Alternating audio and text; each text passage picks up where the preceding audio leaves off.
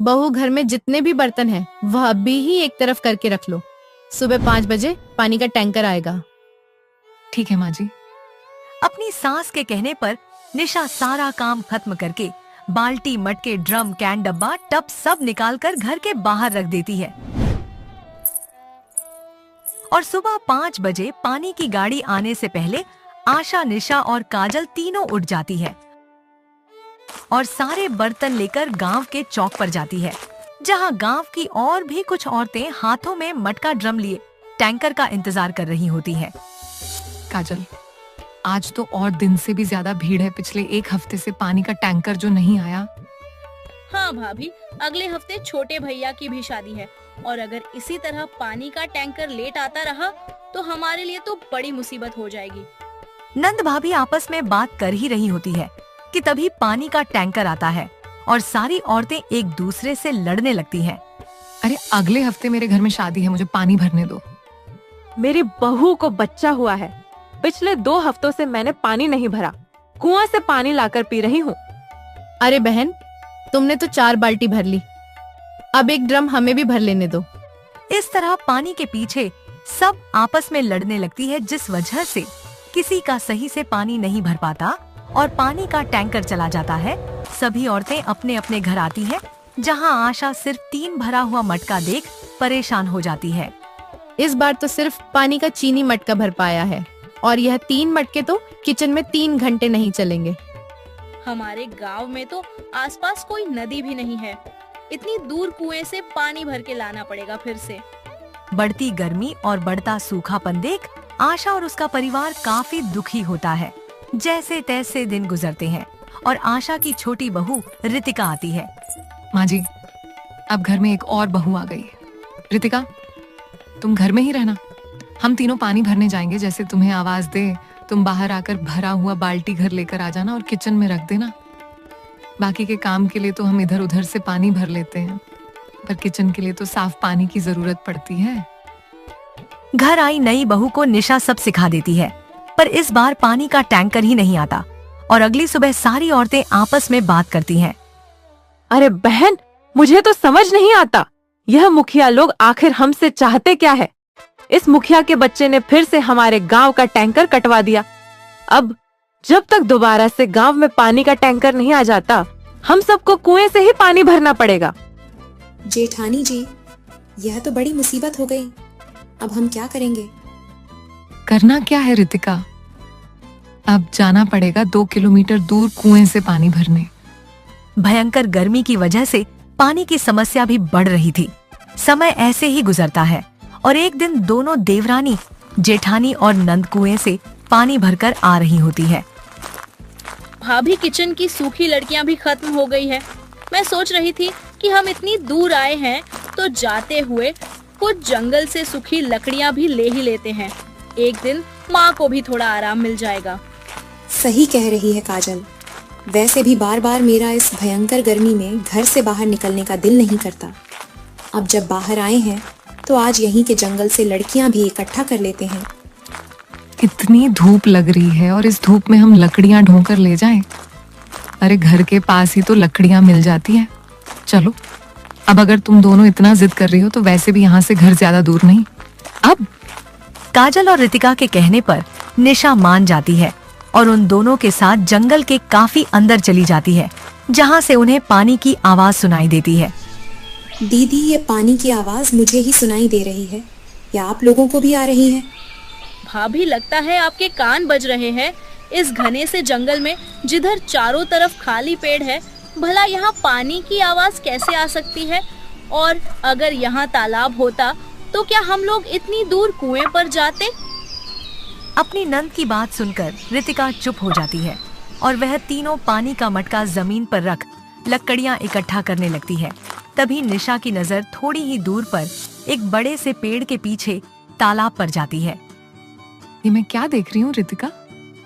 तुम बिल्कुल सही थी, इस जंगल में तो तालाब है। देखो, उस पेड़ के पीछे कितना बड़ा तालाब है। हम बेकार ही इतनी दूर आते थे, अब से हम इस तालाब से ही पानी लेकर जाया करेंगे। पर भाभी हम इस तालाब के बारे में किसी को नहीं बताएंगे।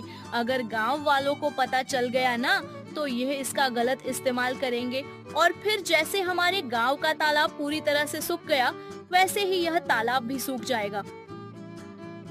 अब तो गांव में अगर दोबारा से पानी का टैंकर आ भी जाए तो मारामारी न करके हम इसी नदी से पानी भर लिया करेंगे। उस जंगल में तालाब देखकर तीनों नंद भाभी काफी खुश होती हैं और लकड़ी लेकर घर जाती है और अगली सुबह पानी लेने के लिए कुएं पर ना जाकर इस तालाब पर आती है। इस तालाब का पानी तो काफी अच्छा है। वैसे यहाँ के पेड़ कितने बड़े और मोटे हैं ना। इस पेड़ में तो इंसान अपना एक घर बन सकता है। वह तो है दीदी, पर हमें इस पेड़ से क्या मतलब। चलिए जल्दी से पानी लेकर घर चलते हैं, खाना बनाना है। तीनों नंद भाभी उस तालाब से पानी भरकर घर जाती है और घर जाकर खाना बनाती है। शाम को भी इसी तरह तालाब से वो पानी लेकर आई और घर आकर खाना बनाती, जिस वजह से वो तीनों काफी ज्यादा थक जाती है। तालाब से पानी, लकड़ी लाना और फिर घर जाकर रसोई में मिट्टी के चूल्हे पर खाना बनाना कितना थका देने वाला काम है ना भाभी।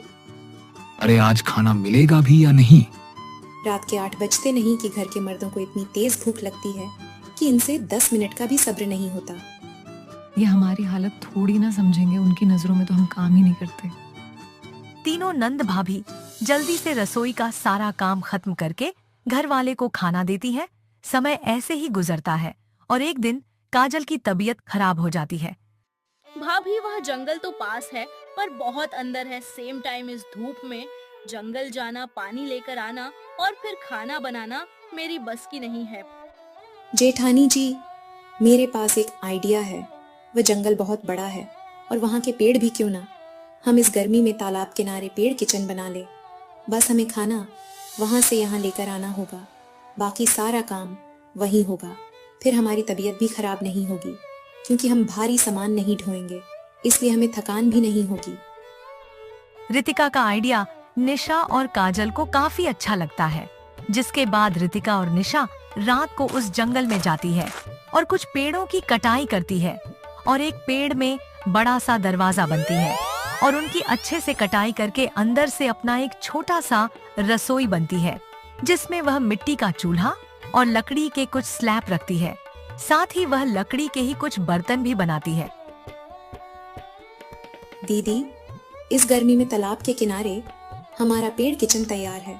आज से ही हम इसी में खाना बनाएंगे और बस यहाँ से खाना घर लेकर जाएंगे क्योंकि पानी और लकड़ियाँ तो पास नहीं है। पर अपने पेड़ किचन में खाना तो हम तब बना पाएंगे ना जब राशन घर से लेकर आएंगे और माँ जी को इस बारे में बताएंगे। दोनों देवरानी जेठानी घर जाती है, सारी बात अपनी सास को बताती है। अब आशा अपनी बहू बेटी के साथ राशन लेकर उस जंगल में आती है और तालाब के किनारे पेड़ किचन देख हैरान हो जाती है। बहू, यह तो तुम दोनों ने बहुत अच्छा जुगाड़ बताया है। तुम दोनों यहीं बैठकर खाना बनाओ, मैं अभी अपने दोनों बेटों को लेकर आती हूँ। सास से परमिशन मिलने के बाद दोनों देवरानी जेठानी मिलकर अपने पेड़ किचन में खाना बनाते हैं। कुछ देर में आशा अपने दोनों बेटों के साथ आती है और वह देखते हैं कि खाना तैयार है। अरे वाह, तालाब के किनारे यह पेड़ किचन तो बड़ा ही शानदार है। आज तो खाने के साथ पानी भी है, बोलना भी नहीं पड़ा। चिंता मत करो, अब बोलने की जरूरत ही नहीं। हमारे पेड़ किचन के बाहर ही तालाब है। अब आपको ताजा पानी दिया भी जाएगा और हम हाथ के हाथ बर्तन भी धो लेंगे। अब हमें कोई परेशानी नहीं। इस तरह आशा अपने परिवार के साथ अपने पेड़ किचन में खाना बनाती खाती और अपने घर वापस आ जाती। अब उन्हें ना तो पानी की चिंता होती और ना ही गर्मी और किसी और बात की फिक्र होती। अगर आपको ये कहानी पसंद आई हो तो हमारे चैनल को लाइक करें, सब्सक्राइब करें और बेल आइकन दबाना ना भूलें ताकि आपको हमारी हर कहानी की अपडेट सबसे पहले मिले। धन्यवाद।